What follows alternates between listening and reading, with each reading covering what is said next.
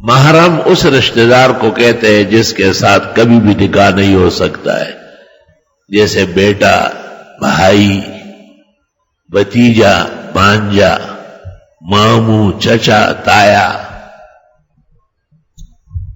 جن کے ساتھ کبھی بھی نکاح ہو سکتا ہو، جیسے بہنوئی، بہن کے مرنے یا طلاق ہونے کے بعد نکاح جائز ہے تو وہ محرم نہیں ہے، وہ اجنبی ہے، اس سے پردہ فرض ہے۔ خالہ کا لڑکا ہو، پھوپھی کا لڑکا ہو، تایا کا لڑکا ہو، چچا کا لڑکا ہو، ادھر دا لڑکا تے کڑکا دا پڑکا، یہ جتنے ہیں سب اجنبی ہے اور ان سے پردہ فرض ہے۔ ساتھ سنڈوں کے ساتھ بیٹیوں کو بہنوں کو بٹھانا کوئی غیرتی ایمان نہیں ہے۔ مسئلہ کھل کر سنو، جواب قیامت کے دن آپ دیں گے۔ میں کہوں گا کہ میں نے ممبر پر بیان کیا ہے، فضا و آسمان و زمین گواہ ہے، پردہ کرو نہ کراؤ تم جانو، تمہارا کام جانے۔ ہم انشاءاللہ صاف ستھرے نکلیں گے، بیان کی خیانت میں ہماری گرفت انشاءاللہ نہیں ہوگی، بیان کی صداقت میں ہمیں انعام و اکرام ملے گا۔ وہ کبھی کبھی میں ایک قصہ بھی سناتا ہوں کہ میرے سگے بھانجے یہاں آئے تھے، باہر جا رہے تھے تو وہ بار بار کہتا تھا کہ مامی سے ملنا ہے، مامی سے ملنا ہے، مومانی سے ملنا ہے۔ منصور صاحب کبھی کبھی ادھر لے جائے، میں نے کہا میرے سامنے بٹھاؤ، میں نے کہا مامی سے پردہ ہے، اندر نہ جانا۔ کوئی میرا؟ میں نے کہا آپ۔ بڑا خفا ہو کے چلا گیا۔ میری بہن نے مجھے پیغام بھیجا کہ یہاں آتے ہوئے احتیاط کرنا، خبردار کے اندر آئے۔ میں نے کہا میں اندر آ سکتا ہوں، تجھ سے لپک سکتا ہوں، تیرا بیٹا میری بیوی کا اجنبی ہے، اس سے پردہ فرض ہے۔ میں جب چند مہینے بعد گیا، اس وقت زمانے میں صحت تھی اور آنا جانا رہتا تھا، ایک جمعہ اپنی مسجد میں پڑھتا تھا اور ایک استاد محترم، شیخی و سیدی و سندی فخری و مفخری و وسیلتی اللہ، مولانا عبد الحنان صاحب کا حکم ہوتا تھا کہ ایک جمعہ ہمارے یہاں بھی پڑھو۔ تو وہاں میں نے مولویوں سے جگہ جگہ سنا ہو، یار عجیب عجیب مسائل بیان کرتے ہوئے، کیا مسئلہ بیان ہوا ہے؟ چچا کے لڑکے سے، ماموں کے لڑکے سے، پھوپھی کے لڑکے سے، خالہ کے لڑکے سے، یہ تو ان کو بالکل میراث و جائیداد سمجھتے ہیں نا۔ میں نے کہا ان کے ساتھ نکاح ہو سکتا ہے، یہ محرم نہیں ہے، اجنبی سے پردہ فرض ہے۔ اور ہم نے اور مولویوں سے پوچھا ہے، میں نے کہا یہ غزوہ میدان، یہ بازو میرے آزمائے ہوئے، ٹھیک۔ خود آپ کے استاد محترم کہتے ہیں کہ یار میرا شاگرد ہے لیکن بہت سخت ہے، کیا کروں؟ میں نے حضرت کو کہا کہ اگر اجازت ہو تو بعض اہم مسائل بیان کرنے کے لیے جہانگیرے کے اماموں کو، جب اس زمانے میں 22 مساجد تھی، اب تو 100 سے زیادہ ہے، میں نے ایک بچڑا منگوایا، اچھے باورچیوں کو طلب کیا، میں نے کہا بہترین پلاؤ اور قورمہ بناؤ، تندوری روٹیاں گرم گرم لگواؤ، اور مولویوں کو دعوت دی ہوئی ماموتا ہوئی بیادی موتا۔ انہوں نے کہا ہاں آپ کے پیچھے جمعہ پڑھ لیں گے، یہ لوگ اپنی زور پڑے اپنا کام کریں، وہاں جمعوں کی اتنی پرواہ لوگ نہیں کرتے، مولویوں کی مرضی ہوتی۔ سارے آ گئے اور محراب میں نے لحاف اور گدیلے ڈالے، حضرت اقدس کو اس پر بٹھایا اور ممبر پر بیٹھ گئے اور یہ مسئلہ بیان کیا، اور حضرت سے پوچھتا تھا کہ یہ مسئلہ صحیح ہے کہ جس سے کبھی بھی نکاح ہو سکتا ہو وہ محرم نہیں ہے، اجنبی ہے اور اس سے پردہ فرض ہے؟ بالکل۔ پھر میں نے کہا کہ یہ حدیث حضرت کو یاد ہے کہ پیغمبر سے پوچھا گیا، جب آپ نے یہ مسئلے بیان کیے تو آپ سے کہا گیا فمل ہم وہ دیور کا کیا حکم ہے؟ ہم وہ کہتے ہیں خاون کے چھوٹے بھائی کو، پشتو میں اس کے لیے کوئی لفظ نہیں ہے، دواڑو تلیور ہوئی، لیکن اردو اس میں بلیغ ثابت ہوئی ہے، خاون کے چھوٹے بھائی کو دیور کہتے ہیں اور بڑے کو جیٹھ کہتے ہیں.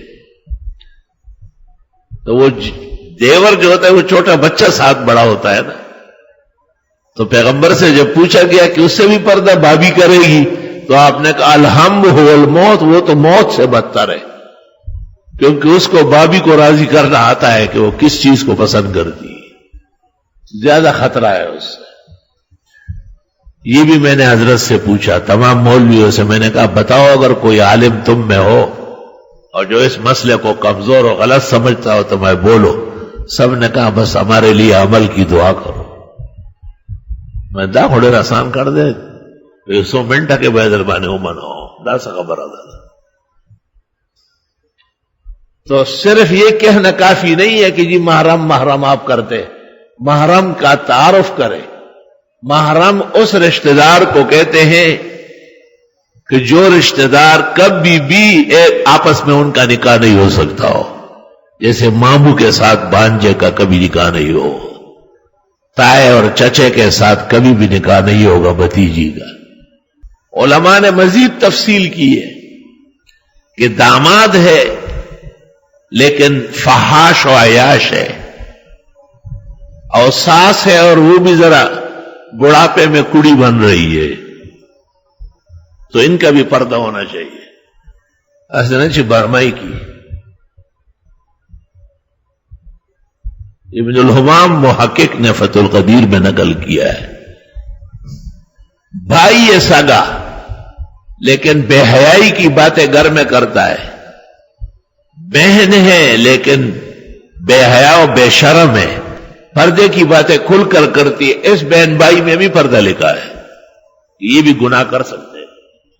سچ بولنا اور ممبر سے مسائل بیان کرنا، یہ اس کے لیے پیغمبر نے کہا انما بعثت معلما، مجھے تو مسائل بیان کرنے کے لیے بھیجا ہے.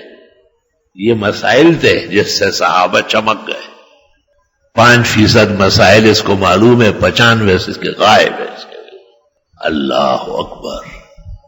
علماء دین نے پھر پردے پر کلام کیا ہے کہ بھئی ایک گھر میں بابی بھی ہے، باوج دیور اور جیٹ بھی ہے. میں نے مولانا محمد یوسف لدھیانوی رحمت اللہ علیہ سے ایک دن پوچھا تو انہوں نے کہا ایسی صریح عبارت تو نہیں مل رہی ہے، لیکن اتنی ہی کافی ہے کہ آمنے سامنے نہ ہو اور ان کے سامنے سر اور چہرہ وغیرہ وہ ذرا ڈکا ہوا ہو. ایک گھر میں اندازہ لگا ہوگا. اللہ اکبر و کبیر. اور یہ ریڑھی والے کے ساتھ اس کی دوستی ہے، مونگ پلی بیچنے والے تو اس کا رات کا یار ہے. فرمایا کہ جس عورت کو گھر سے نکلنا ہو پرانے کپڑے پہن لے، میلی کچیلی چادر یا بور کا اوڑھ لے. ہاں، اور یہ تو ایسی نکلتی ہے کہ چوب گلشن بوئی آزلفے پریشان بگذرت، گل شود شرمند بلبل از گلستان بگذرت. زیب النساء نے کہا ہے کہ یہ تو ایسی تر و تازہ خوشبو مہکا کر باہر نکلتی ہے کہ پھول اور بلبل کو شرم آ جائے. اور قبور پر اپنے محارم کے والد والدہ، نانا نانی، دادا دادی، بھائی بیٹا، فقہاء نے لکھا ہے کہ یا سویرے جائے یا رات کے اندھیرے میں جائے تاکہ لوگ اس کو نہ دیکھیں. پردہ تو بہت ضروری ہے. مشکات شریف کتاب النکاح میں جناب نبی کریم صلی اللہ علیہ وسلم تشریف فرماتے، ام حبیبہ اور حضرت حفصہ دونوں امہات المومنین ازواج مطہرات ہیں. امت مسلمہ کی اپنی ماؤں سے بڑھ کر حق رکھتی ہے. اتنے میں نابینا صحابی عبداللہ ابن ام مکتوم، جن کی فضیلت میں سورت عباسہ نازل ہوئی، وہ تشریف لانے لگے. تو آپ نے ان سے کہا کہ احتجبا میں رہو، پردے میں ہو جاؤ. بیویوں نے کہا اعما لا ینظرون، وہ تو نابینا ہے، دیکھتا نہیں. آپ نے کہا افعمیاوان انتما یا ادوات انفسکن، تم تو اندھی نہیں ہو، جان کی دشمن ہو، تم تو دیکھ رہی ہو اسے. آگے محشی نے اور لمحات اور برقات نے جو کچھ لکھا ہے، لیکن پیغمبر نے صحابہ کو بالکل سیدھا کر کے بٹھا دیا اور بیویوں سے کہا کہ فوراً اندر جاؤ، احتجبا میں پردہ ضروری. توبہ خدایا امت مسلمہ کو اپنے کامل دین پر عمل نصیب فرما.